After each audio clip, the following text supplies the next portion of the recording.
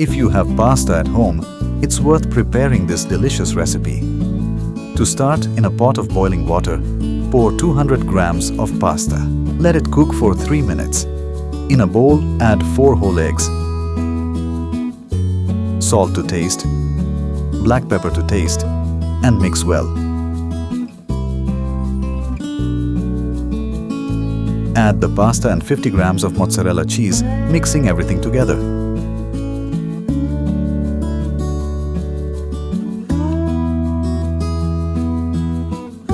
In a frying pan, add olive oil to taste. Then pour half of the pasta into the pan. Add more mozzarella cheese to taste.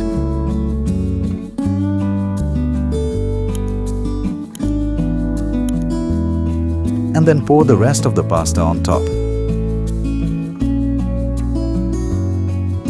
Let it cook for 10 minutes. With the help of a plate, flip the pasta to cook it evenly on both sides.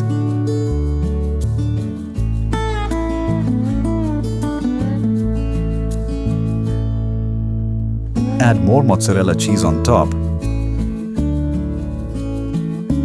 and cook until the cheese melts completely. Look at this magnificent result. This spiral pasta snack is simply perfect.